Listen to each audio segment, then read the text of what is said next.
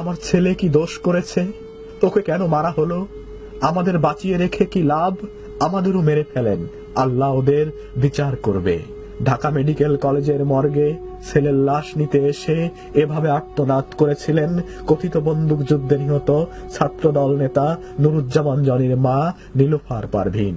পুলিশের দাবি ছিল, চলতি বছরের 19 জানুয়ারি দিবাগত রাত 2:30টার দিকে ডিবির সঙ্গে কথিত বন্দুকযুদ্ধে গুলিবিদ্ধ হন জনি। এরপর আহত অবস্থায় তাকে ঢাকা মেডিকেল কলেজ হাসপাতালে আনা হলে কর্তব্যরত চিকিৎসক জনিকে মৃত ঘোষণা করেন। অন্যদিকে সুরাতহাল রিপোর্টে ওই ছাত্রদল নেতার বুক, পিঠ সহ বিভিন্ন স্থানে মোট 16টি গুলিবিদ্ধ হয়েছে বলে উল্লেখ করে পুলিশ। ঢাকা মেডিকেল কলেজের মর্গে নিহত জনির মায়ের সঙ্গে থাকা তার ফুফাতো ভাই শহীদুল ইসলাম সাংবাদিকদের জানিয়েছিলেন, জনি 1 বছর আগে বিয়ে করেছেন। তার স্ত্রী মুনিরা পারভীন 7 মাসের অন্তঃসত্ত্বা। সেদিন নুরুজ্জামান জনির মা নীলুফার পারভীন ছেলের মৃত্যুর শোক সইতে না পেরে ঢাকা মেডিকেল কলেজের মর্গেই বিলাপ করে তার পরিবারের সব সদস্যদের মৃত্যু কামনা করেছিলেন। অতঃপর কথিত ক্রসফায়ারে নিহত জনির পরিবারের আর কোনো সদস্যের মৃত্যু নয়, বরং ওই শোকার্ত পরিবারেই যোগ হলো নতুন সদস্য। সে আর কেউ নয়, নিহত নুরুজ্জামান জনি ও মুনিরা পারভীন দম্পতির সদ্যজাত শিশুপুত্র নাদিফ।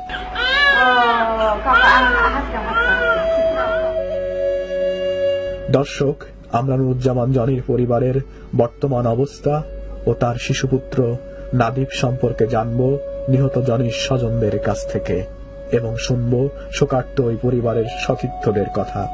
সবার কাছে বলবো, দেশবাসী সবাই কাছে আমার চাওয়া যে সবাই যেন দোয়া করে, ও যেন নেক্সট যেন জনি হয়। জনি যেভাবে দেশের জন্য যা করছে বা যেভাবে যা করছে, ও যেন নেক্সট এভাবে করতে পারে।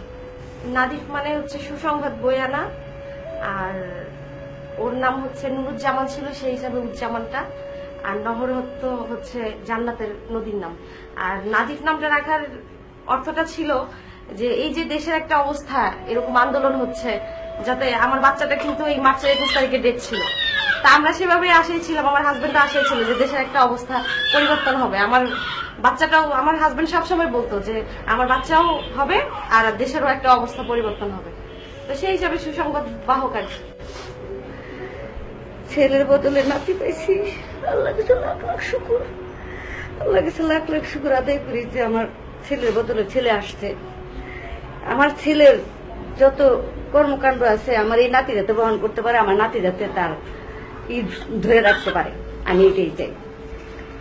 আমার নাতি এই বয়সে বাপ হারাইছে, তার বাপের ছায়া কি তুমি বুঝতে পারবো না, এটা আমি আর মনে করলাম আমি সহ্য করতে পারতেছি না। বাবা, ও মা, বাবা, বাবা আমার লক্ষ্মী, শুনে আমার দাদু, আমার দাদু লক্ষ্মী।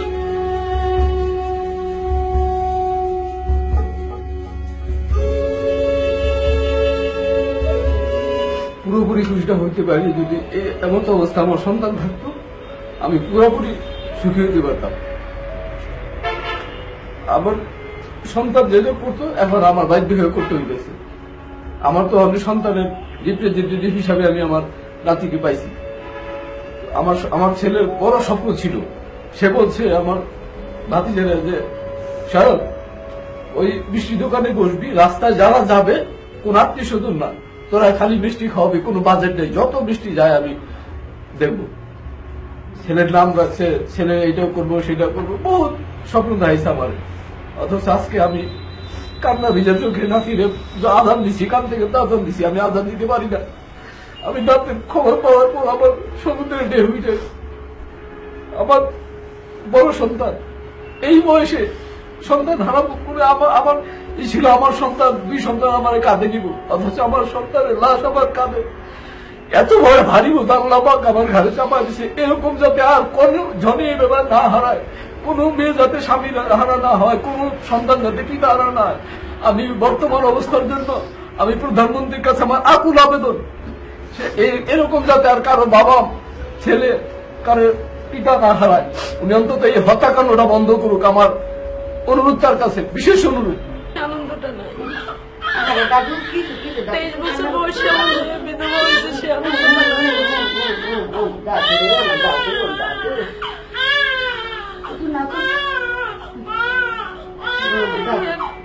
দেশবাসীর কাছে একটাই অনুরোধ যে আমার জামাইয়ের মতো যেন আর কারণ জামাই না হারায়, আমার নাতির মতো যেন কেউ এতিম না হয়।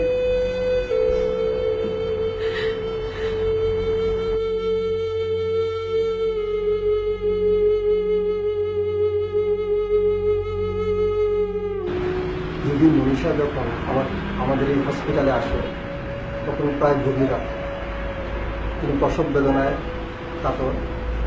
এইরকম সময়ে আমরা যখন তাকে অপারেশন থিয়েটারে নিয়ে যাই তখন স্বাভাবিকভাবেই রোগীর গার্জিয়ান, বিশেষ করে তার হাজব্যান্ডের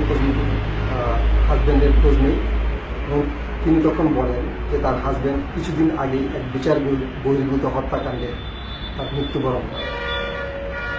এই শুনে তার সার্জন থেকে যারা শুরু করে সবাই ভীত সন্তুষ্ট হয় এবং সবাই এক মানবিক দৃশ্যের উপদান হয়।